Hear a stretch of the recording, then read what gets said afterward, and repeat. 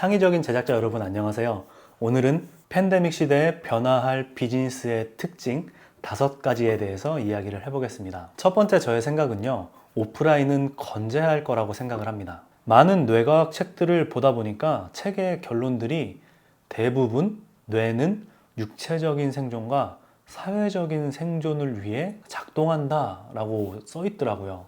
그게 무슨 이야기인가 해서 봤더니 우리가 먹을 것을 먹는 것은 뇌가 먹고 싶다, 먹어야 한다 라고 우리한테 알려주기 때문에 우리가 그런 행동을 하고 그러한 적절한 행동을 했을 때 뇌는 잘했다 라고 해서 신경 전달 물질을 분비해서 우리가 기분이 좋게 만드는 원리고요. 이것이 생명에 관련된 뇌에 작동하는 방식이라면 사회적으로는 다른 사람들과의 교류를 통해서 내가 말할 때 이 사람이 반응하고 나의 의견을 이 사람이 받아들여주고 이런 과정을 통해서 내가 있다, 내가 사회적으로 존재한다 라는 것을 사회적 생존이라고 생각을 하고 그것을 위해서 뇌는 작동을 한다고 합니다. 이런 관점에서 보면은 사람은 만나지 않으면 안 돼요. 왜냐하면 만나지 않으면 사회적으로 내가 죽었다고 느낄 수 있어서 굉장히 무서워지거든요. 이것을 온라인으로 화면으로 사람을 만나면 어떠냐라고 이야기하시는 분도 계시지만 사실 화면상으로 사람을 만나서 이야기해 보신 분들은 알겠지만 굉장히 어색하고 사람과 이야기를 한다는 느낌이 굉장히 적게 듭니다. 여러 가지 원인들이 있겠지만 현상적으로 나타나고 있는 현상들은 그래요. 그래서 화상으로 해결해 줄 수 없는 사회적인 인정은 만나서야 해결이 되고 그 만남을 우리는 절대로 끊을 수가 없다라고 저는 생각을 해서 오프라인은 건재할 것이다 라고 생각을 합니다.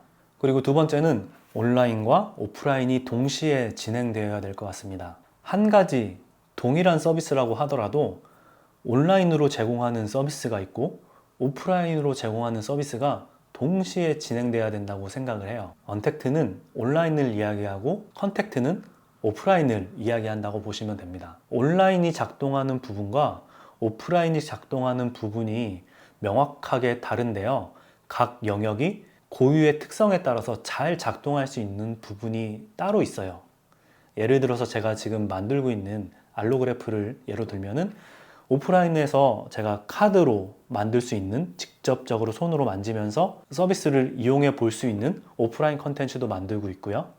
동시에 온라인에서 이 서비스를 활용해 볼 수 있는 사람을 만나지 않고도 언제 어디서나 이 서비스를 내가 만들어 볼 수 있는 온라인 서비스도 동시에 개발을 하고 있습니다.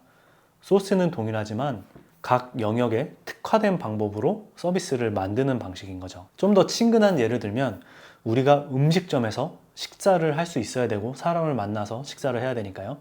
그리고 배달 음식도 시켜 먹을 수 있어야 합니다. 이것이 컨택트, 언택트, 온라인, 오프라인을 같이 가져가는 방식이라고 저는 생각을 해요. 세 번째는 자원이 순환되어야 한다고 생각을 합니다. 한 가지 용도에만 사용되는 자원이라면은 그 용도가 쓸모가 없어졌을 때 그 자원은 그대로 낭비가 되는 겁니다. 이것을 어떻게 활용하냐면 한 가지 자원을 이곳에도 쓸 수 있고 저곳에도 쓸 수 있어야지 그 자원의 낭비가 없어진다는 얘기죠.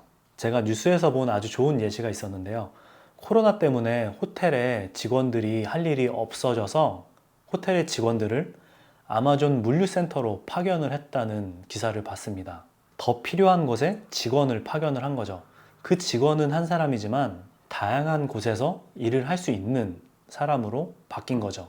이렇게 가진 자원을 필요에 따라서 다양하게 순환을 할 수 있어야 된다고 생각을 합니다. 네 번째는 모순을 해결해서 위험을 분산하는 것입니다. 이질적인 두 가지를 동시에 진행을 해서 리스크를 줄이는 방식인데요. 이 이질적인 일이 두 개 다 잘 되기는 힘들 것 같아요. 하지만 패치한다고 하죠.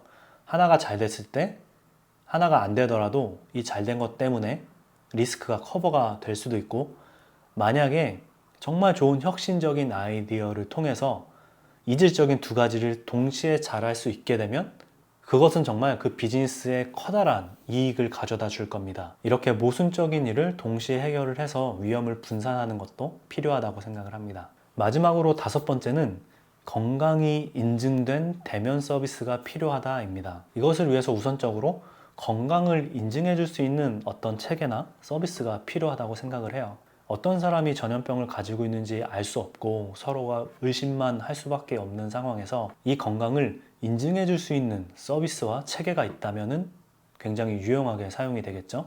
그래서 인증된 제공자가 제공하는 인증된 사람들이 참여하는 대면 서비스가 필요할 것 같습니다. 알로그래프에서는 이런 5가지 관점을 가지고 앞으로도 서비스를 만들어 보도록 하겠습니다.